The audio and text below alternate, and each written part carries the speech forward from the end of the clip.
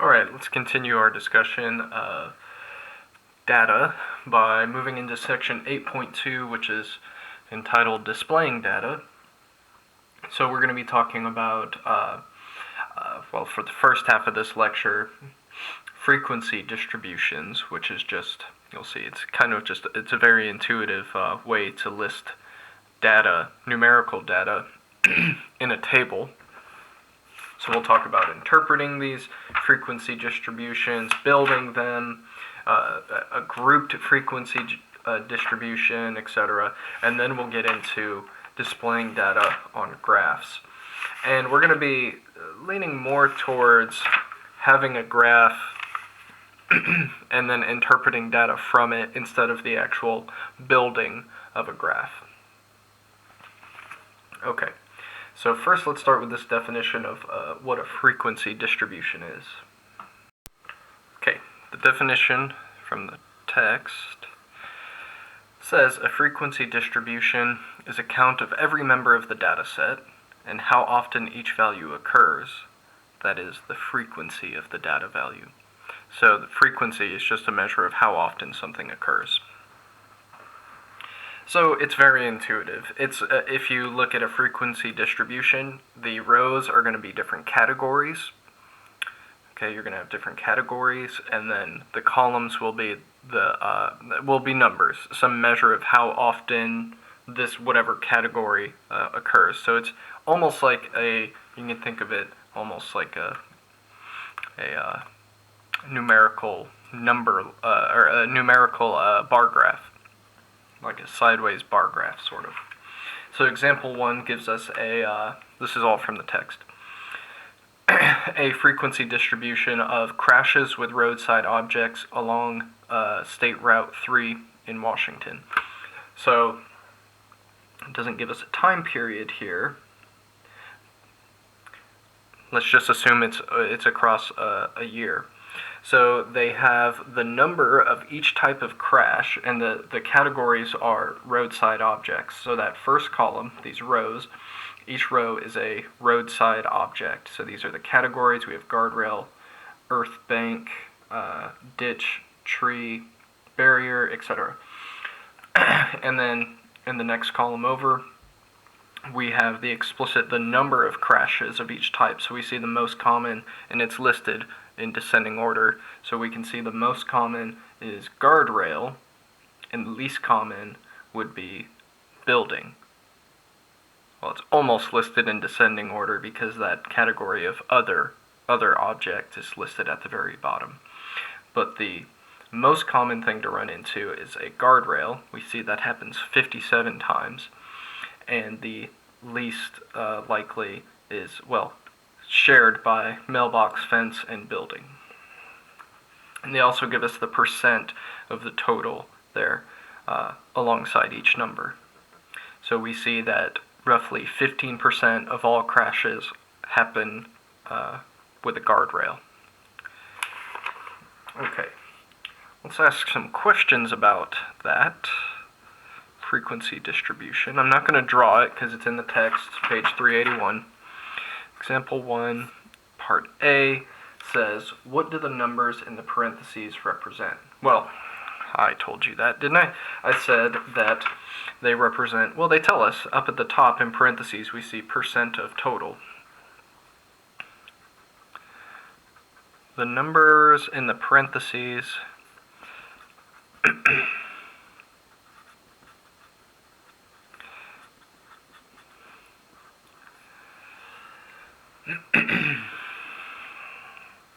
how can I word this nicely? Tell us the percentage, tell us the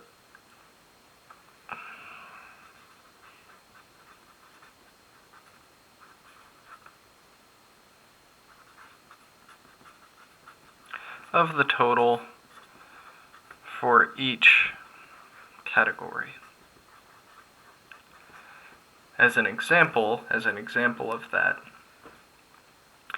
I can say 11.32% of all, now what's the total here? The total is all crashes along State Route 3 in Washington.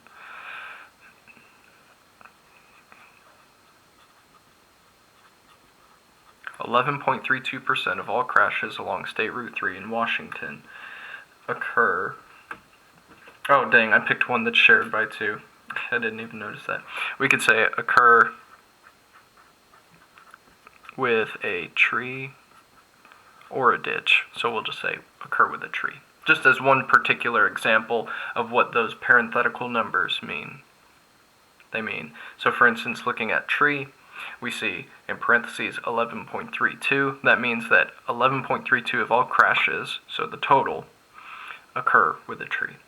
We could say the same thing about a ditch because they actually have the same percentage there. So you're equally as likely along this road if you crash to hit a ditch or a tree. Okay, which roadside object was involved in the most crashes? I've actually answered that as well, haven't I? Which roadside object was involved in the most crashes? The guardrail. And we can see that easily here because it's listed pretty much in descending order. So that makes this question very easy to answer. How many total crashes did the survey cover? Okay, that is not as easily answered. How many total crashes are there? We're going to have to add up. We're going to have to add up all of these numbers. Not the parenthetical numbers, those are percentages. In fact, if we added all those up, we would get 100%. So we need to add up all the actual numbers of crashes, and I'm not gonna do that here on paper. You can do that with a calculator, and there are 371 total crashes measured.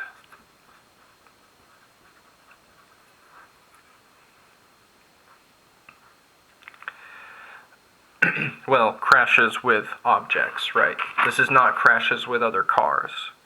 This is roadside objects. Okay. All right. So we just had an example with categories that were listed as roadside objects, right? Nouns.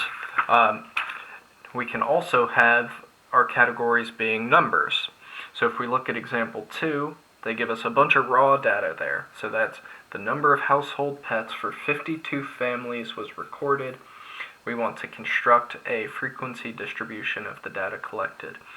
So what we have here is a bunch of raw data. That's what all these digits are. 0, 1, 0, 2, 0, 0, 3. These are all numbers from 52 different families. And if we want to construct a frequency distribution, what we would want to do is have a title first. So we could title it like number of pets. What are we doing? Yeah, household pets. Let's be specific, because you can have pets that live outside.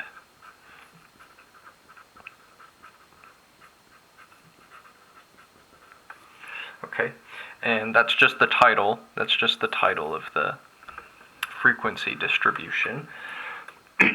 And then for our categories,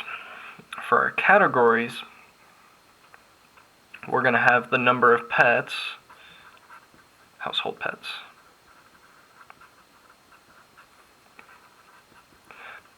But not just the number of household pets, but the number of household pets per house or per household. Okay, so these will be our categories. And over here, this would be, well, what would this be? Not the number of pets, right? Because the number of pets is going to be listed here. In fact, let's get this first. So what numbers need to be represented? We see 0. Okay, obviously that's an option. And these should be in order here. 1 is going to be an option. So households with 0 pets, 1 pet, 2, 3, I see 4. I also see a 6. I don't see any 5s, but we still need it. Oh, there is a 5. Okay, there is a 5. Even if 5 wasn't represented, we would still want to list it, and the answer would be 0 over here for 5. But there is actually 1 for 5. All right. So now, what would the title of my right-hand column be? This is number of household pets per household. This over here is not going to be number of pets, right? Because this is already listed. This is going to be number of households, right? Number of households. The number of people or houses that have 0 pets. So we're going to have to count that up. The number of households that have 1, the number of households that have 2, etc. Easiest way to do this, I think, is going to be to start with the smaller numbers, meaning the ones that occur the least. I'll look at the 6s. I'm pretty sure there's only one. And I'm looking at the raw data right now. There's only one 5 as well. And there's also only one 4. Now, I'm keeping in mind that there are 52 total. I'm going to use that in the end. How many 3s are there? 1, 2, 3, 4, 5, 5. Okay, how many 2s are there? 1, 2, 3, 4, 5, 6, 7, 8, 9, 10, 11, 13. Okay. So that's definitely more common so far. Then what about 1s? 1, 4, 5, 6, 7, 8, 9, 10, 11, 12, 13, 14, 15. Okay, now I don't need to count up the zeros because if I've been keeping track here and I know the total number of households that was surveyed was 52, all of this adds up to, what does this add up to? 16, that's 31, 36. All of this adds up to 36, so there must be 16 more households not accounted for there. You could count them up to be sure, but that's what it'll be. Okay, so this tells us that in the category of having 0 pets in the household, there are 16 houses that fall into that category that have 0 pets. It's the most common, followed closely by 1 pet. 15 of the 52 surveyed have 1 pet. You notice we don't have the little parenthetical description of the percents here, but we could if we wanted to. You would just take 16 divided by 52. Pulling up my calculator. 16 divided by 52, and then write it as a percent. You're going to have to round to 30.77. We could do that if we wanted to, 30.77%. Or we could do it similarly to the first one where they just wrote the number without a percent and they said up here percent of total. We could do that. This one should be very close to that. 15 divided by 52 times 100 is 28.85, etc., etc. Okay. Your frequency distributions don't always have to have percents attached to them, though. So what is the most popular number of household pets in this example? It's clearly this one, right? Having 0, but it's pretty close. 1 is pretty close. And what is the least popular number? Well, it's shared among 3 values, 4, 5, and 6 pets.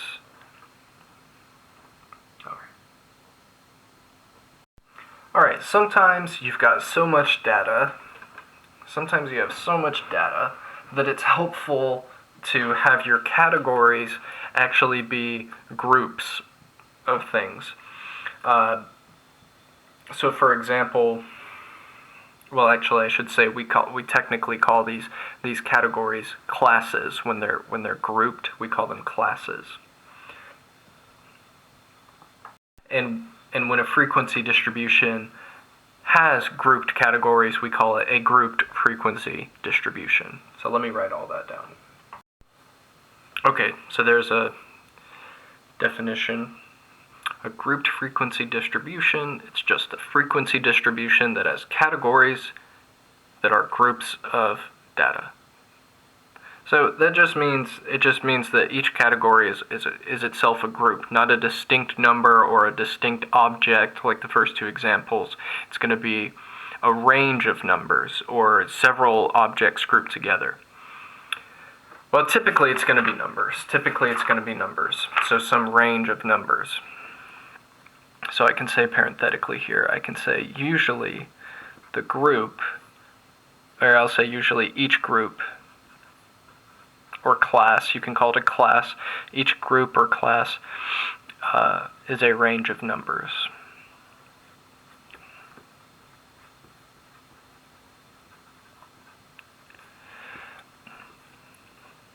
We should also note one more thing. Each group with needs to be equivalent. That means whatever the size of each one is, they all need to be the same. Alright, let's run an example. So we've got a few definitions and ideas going on here, so let's get an example down so we can look at it. So table 3 on page 383. Ages of children who attended church last week. Okay, you see this is a grouped frequency distribution because each of the categories is a range of numbers.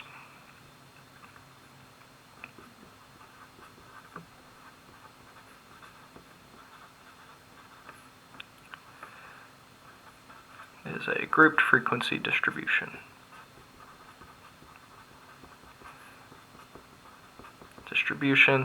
Since each category is a range of numbers. Speaking of that range of numbers, what is the size of each of those groups? The technical word for size of each group is class width. So remember, class is just another word for group here, so group width, class width. So it's class width should be equal for all of them. For this table, we have 5 minus 0 gives us 5, so that's the class width of the first category. Then 11 minus 6 gives me 5, okay, so that's good, and 17 minus 12 is 5. So here I'm using subtraction just to find the size of the class width, and they're all the same, so it all checks out. On the actual table, they have 0-5. That's not subtraction. That's showing like 0 through 5, right? The ages of 0, 1, 2, 3, 4, and 5.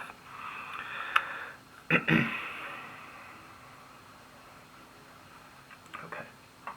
I did that wrong. Sorry. Okay, ignore that. Just edit that out. Even though I don't edit these, so never mind. But anyways, the class width would actually be 6 because there are 6 elements. So let me take an example.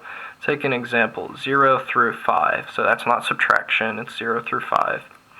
0 through 5 represents the numbers 0, 1, 2, 3, 4, and 5. That is 6 elements. Or 6 numbers, 6 ages, whatever. Just trying to be arbitrary there, trying to be general. So the class width is 6 because there are 6 ages there. And likewise, what is the next one? 6 through 11? That's 6, 7, 8, 9, 10, and 11. So that's 6 elements again. And of course the last one, 12, 13, 14, 15, 16, and 17. That's also 6 elements, or 6 ages. Okay, and we see on the right hand, that column, again, it just tells us the number of children in each category.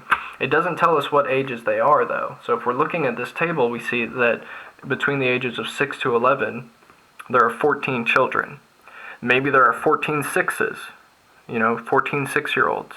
Maybe there are 7 8-year-olds and 7 10-year-olds. We don't know. We don't know how within each category how they're distributed because we've grouped them. So that's one of the downfalls of a grouped frequency distribution.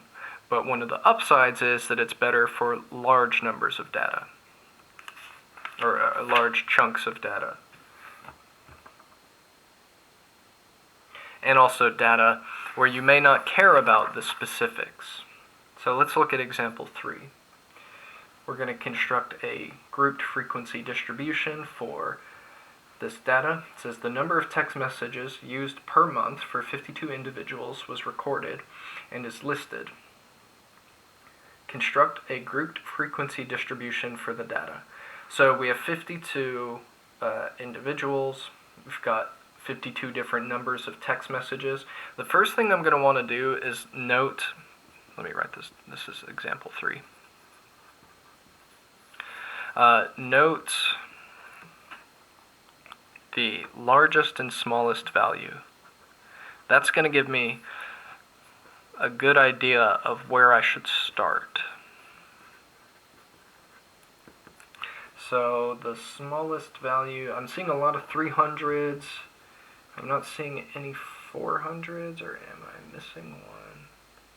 I think the smallest is 130.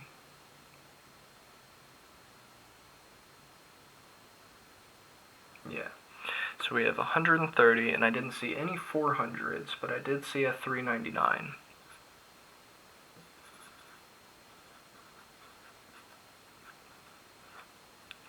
That's going to give us an idea of how our categories should range.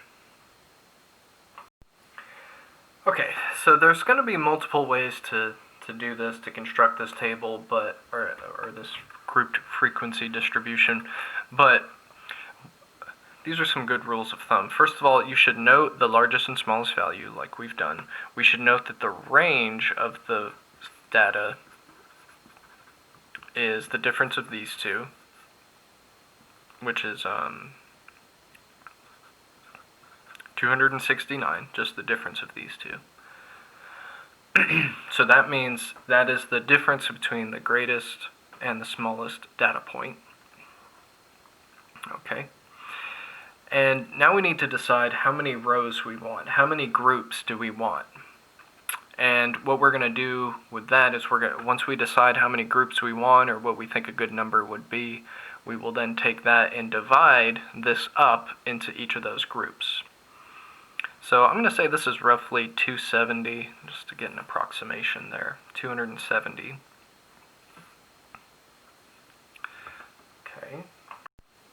Okay, so the text solves this and decides to make the class width 50. But, you know, why did they pick that? I mean, you know, I feel like there's not necessarily like a right answer to this. There are wrong answers. Like, you wouldn't want the width to be like 2, right? You're gonna want it to be pretty broad. But let's just make ours 3. I mean, not 3, 30. Sorry, 30. Let's make ours 30, just in an effort to give you another example of how this could go. So you'll have the way they did it with a class width of 50. So you can see how they did it that way and how their table would be different from ours if we do a class width of 30. Now, if my class width is 30, then I'm going to have 9 columns, or 9 rows, sorry, 9 rows. I want to make sure, something they made sure of in their way of solving it, is that last category definitely is going to include that highest value of 399. So if I do it with 9 rows, 9 groups, each of size 30, so if I just choose my class width to be 30, or actually, yeah, 30, then, and I want 9 rows, let me make sure, I'll list them out and make sure that that highest value is going to be included in that last class width. So, I'm not going to be able to fit this here. So we have 130 to 160 being the first one. 160 to 190, so just going up by 30 each time. Sorry, 159. There we go. And 189. Okay, 130 to 159, that's a class width of 30.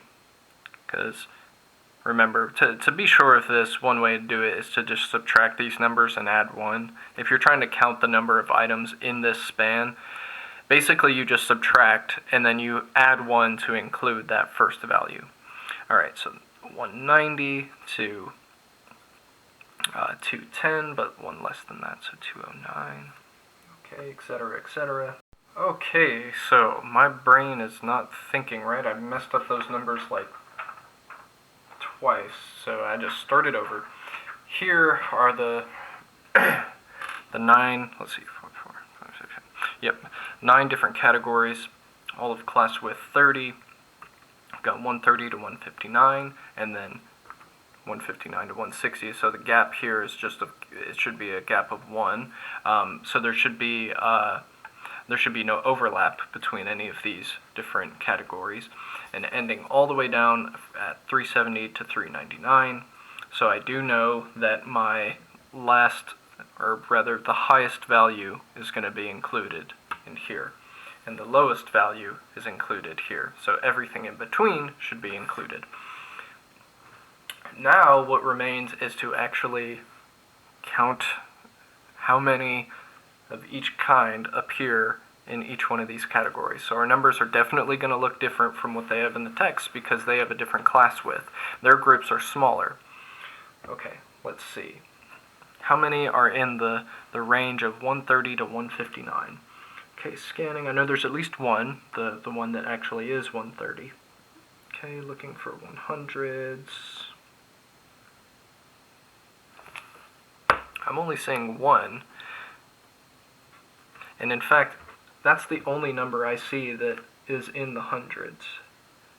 So this person that only texted 130 times is kind of an outlier. So there's 0 here. Now what about here? I can't just say 0 here because I notice there's no other numbers that are in the 100s, but this includes a lot of 200s. So let me look for some numbers in this range.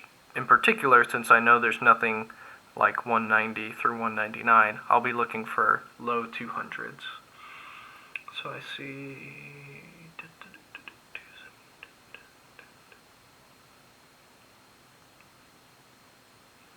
okay, oh, dang it, there is one right here. I missed it. Okay, I don't see any here, but I did find one actually at 189. Okay, had to go through and check this one again because there was one number in this range here. And then from 220 to 249 should be 2, and then 6, and then 6. Okay, I'll admit it, I paused and went ahead and counted them up to find them all. And I added everything up to make sure I got 52, so these should all be correct here. So the number of text messages per month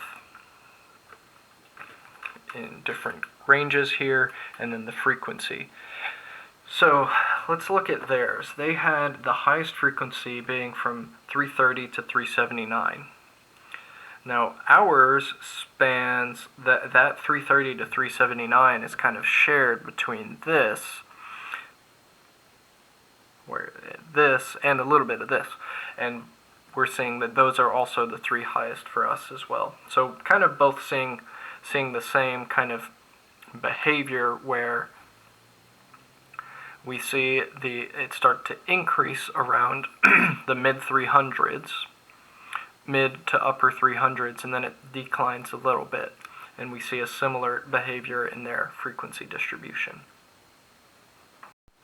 I did forget to add a title here to my grouped frequency distribution, but it could essentially be the same as what we called this column, just number of text messages per month. They didn't give us anything else about it, whether this is a certain school or area, age range, or anything else, so we'll just leave it kind of vague, just like they did. Alright. Example 4 says to interpret a frequency distribution. So we're not building one now, we're going to interpret. The San Francisco Bay Area surveyed their residents about the nearly 17 million intra-regional daily trips the population makes. Okay, oops, Along with other data that they collected, they asked people to identify where their trips originated and how long they traveled. Table 7 organizes the travel data by trip purpose and travel time. Okay, the trip purposes recorded in the survey were those categories: work, shopping, social or recreational, and school. Home-based trips were those that either started or ended at the residence of the trip maker. Non-home-based trips were those that neither started nor ended at the residence. Answer the following questions. Okay, alright, let's see what we got. We got a massive table, table 7 on page 386. So, we have a column that is travel time in minutes, and it's a grouped frequency distribution based off of that column there. And then each column after that is a category based off of what type of travel it is. So this is essentially like, let's see, how many? 1, 2, 3, 4, 5. This is essentially like 6 grouped frequency distribution tables all smashed together. That's basically what's happening here. We've got the grouped frequency distribution for home-based work, home-based shopping, home-based social / recreational travel, etc. So it's basically, that's what's going on here. It's just a bunch of different tables that we could split this up into 6 different tables and compare them individually, but they've grouped it all together for us. So let's look at part A. Let's look at the questions they ask. How many classes are there in the frequency distribution? Okay, so we got to remember what classes are. The classes are the categories that are in groups, right? So not the categories of types of travel, but the categories that are ranges of numbers. Those are the classes. All right, and there are how many? 1, 2. So I'm counting the rows, essentially. Counting the rows. 1, 2, 3, 4, 5, 6, 7, 8, 9, 10, 11, 12, 15, 19. Okay, there are 19 classes. So it's important to note the word class or group here is referencing the number of categories of that data that's been split up into intervals or ranges of numbers. Okay. Find the class width. And it says to exclude the first and last classes. Yeah, well, the last class just says 90 plus, so we definitely have to exclude that because that could be anything. 90 plus just means more than 90. Okay, and that's okay because we are measuring travel time in minutes, and I guess we are to assume that probably the category of people traveling for more than 90 minutes is not going to be like astronomically larger than the other categories. Okay, in the first category, or the first class, they also say to exclude that one. And that's just because, that's just because of the number 0 there. That one is the first one's gonna mess things up a little bit. Because if you count that class width as you normally would, with the algorithm where you subtract and add 1 or whatever, if you did that normally, that would mess this one up, because when you're talking about time, you typically don't, especially here when you're traveling, 0 time doesn't really make any sense. So that's why they said to exclude that one. So we'll just take that second one. And what we can do is we'll write it down just to have it written down. That's not the class width itself, that's just what the class is. To find the class width, we can subtract these numbers. So this is not a subtraction, this is like a range, 5.1 to 10.0. Not range in the sense of like a range of a data set, just a range of numbers. So here we're actually going to subtract and we get 4.9, but then what we want to do is add 0.1 back on, so we make sure we don't forget to count this first tenth of a minute. So we're getting 5 minutes. So this just makes sure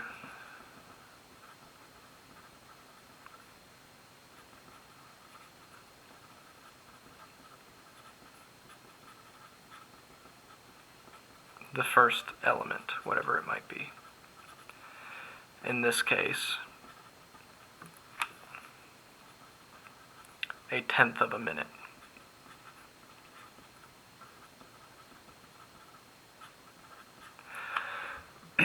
So if you were to list all of these out, you would have 5.1. So how did I know I should add 0.1 and not just a whole one? Well, because the difference between each one of the pieces in this range, it's implied to be a tenth of a minute, because look at how it's listed. It's 5.1 to 10.0, right? So if I was to list all of these out,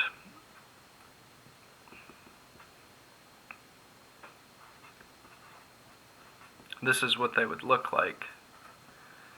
And if I just strictly do 10 minus 5.1, I'm going to get 4.9, but really I need to make sure that I'm counting this first one as well.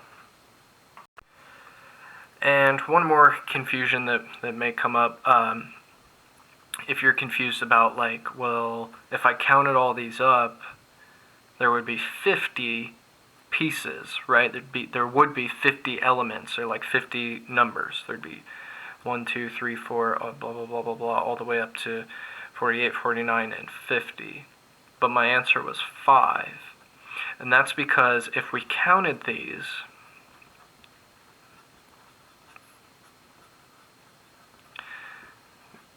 we would have 50, right? 50, sure, I agree with that. But what are they? They're tenths of a minute. That's what we're counting here, right? Each time we're going up by a tenth, that's a tenth of a minute. 50 tenths of a minute. But what is 50 tenths of a minute? 50 tenths is 50 over 10, right? Alright.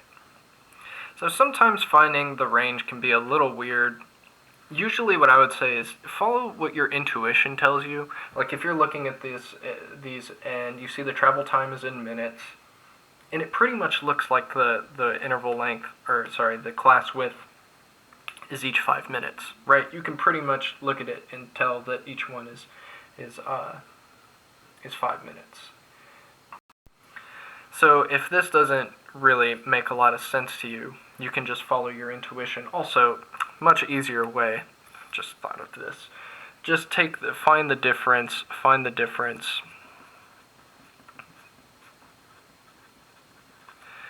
between two of the upper limits. So that those numbers on the right hand side of each of these classes is called an upper limit, so like 5, 10, 15, 20. Find the difference between two of those. Well, they need to be next to each other, so we'll say two consecutive upper limits. Oh, that's so much easier, isn't it? Because look, you can just do 15 minus 10 is 5, done. Okay.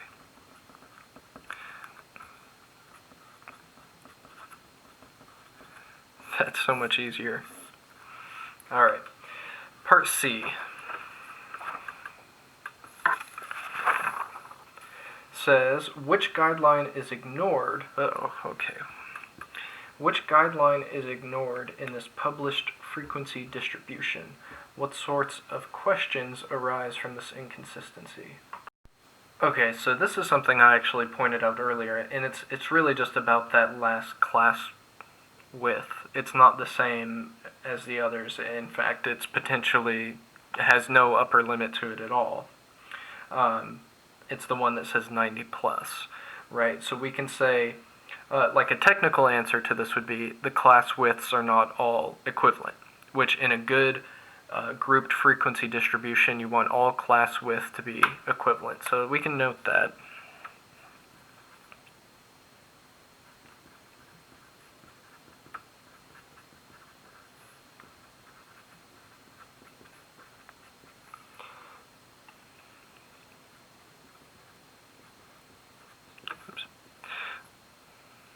No. The classes, anyways. The class widths are not all equivalent. Specifically, the last one. The first one is not, the first one's just a weird technicality about 0. It's really that last one that's the issue. And moreover, it's an issue if we look all the way at the right-hand column, last row, right-hand column. There are 181,000, well, in 43, data pieces that are not accounted for there. We don't know what they range in, right? This could just be like 181,000 trips that are 91 minutes long, or maybe they're like 150 minutes long. You know, we have no idea of, how those 180,000 data points are acting. Okay. So when they ask what sorts of questions arise from this inconsistency, well, it's what I just laid out. Like, how many of them are just over 90 minutes? How many of them are past 120 minutes, etc.? Questions like that. You could come up with your own, I'm sure. Which class contains the largest number of school-related trips, and what is its frequency? Okay, this is a straight up, just find the little category on the table, and okay. The largest number of school-related trips. So I'm looking in the home-based school column, just looking for the largest number. I'm seeing 434,000. That looks like it's definitely the largest, excluding the total, of course. So we've got 434,810 happening at 10.1 to 15 minute mark. Okay. So they say, which class contains the largest number of school-related trips? The, what was it, 10.1 to 15.0 minute.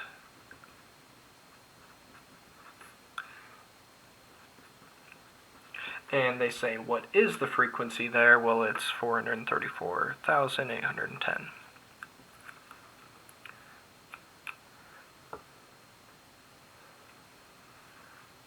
Okay, so can I say that the majority of people only have like a 10 to 15 minute commute to get to school?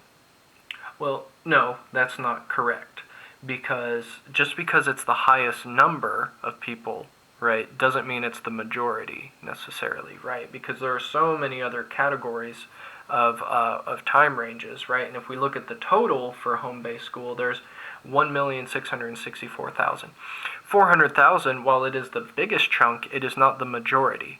The majority would need to be over half of 1.6 million, which would be like 800,000, right? So this is not even really a quarter of the people, but it is the greatest. It has the most number of people have this 10 to 15 minute commute, but you can't say it's the majority. Okay, what is question E? Is the statement... Oh, I didn't even realize that was literally the next question. Is the statement, most people take 10 to 15 minutes to travel to school in this area, a true statement? No, that's what I just said, right? They're asking, do the majority of people have this long of a commute? No.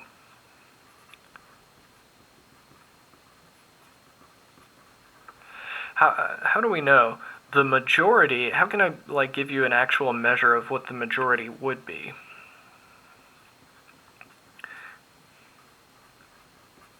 Would need to be larger than what? Than half, right? Than 50% of the total. And the total was 1,664,000. Oh no, yeah. What is that? So we could take, let me make sure I get this number right. 1,664,624 times 0.5. We would need This is exactly half. So let me say it this way. Any more than 832,312 would be a majority.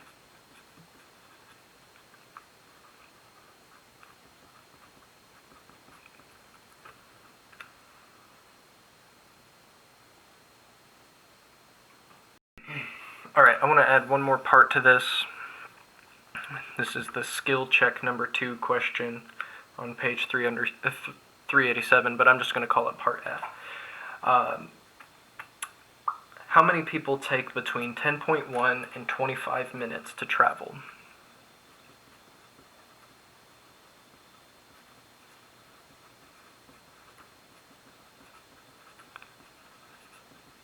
So we were not given like a category of type of travel. So we're probably going to be looking at the total column, because they just said to travel in general.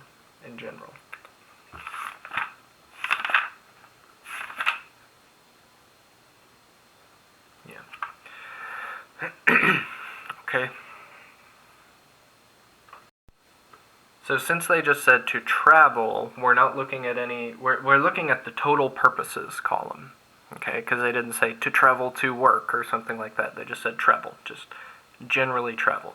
And we're looking at 3 different ranges. We're looking at the total of 10 to 15 minutes, or rather 10.1 to 15, then 15.1 to 20, and then 20.1 to 25.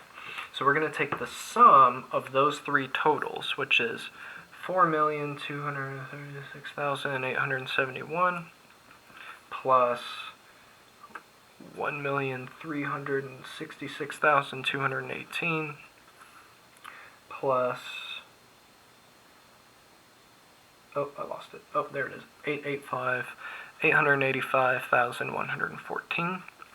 We take that sum, and we're getting 6,488,203.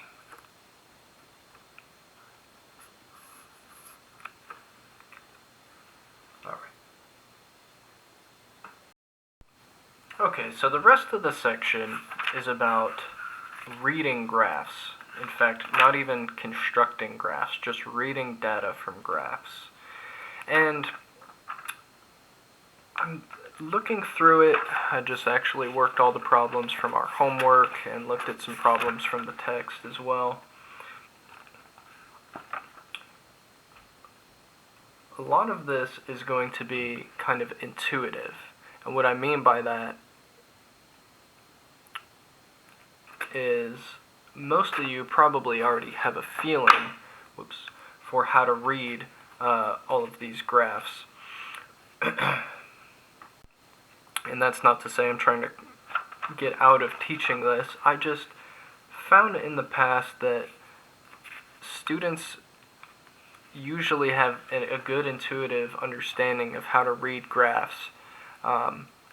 And if I get into really detailed descriptions of these different types of graphs, it can kind of maybe do more harm than good, maybe confuse you and make you not willing to rely on that intuition that actually would help you. So what I'll do is I'll say, if you'd like to read over page 387 through 397, those 10 pages, just glance through them, make sure you know what a pie graph or a pie chart is, a bar graph, a histogram, and a line graph. Just know what they are, kind of what they look like. And then if you have problems with the homework on any of the problems where you're asked to interpret the data from a graph or interpret, different problems from a graph, then I'd be happy to meet with you during our normally scheduled class time, and we can hash those problems out. So with all that being said, this is the end of 8.2, at least the end of the official lecture. I will leave it to you to read the rest and then to ask me any questions about the rest of the section if you find any questions.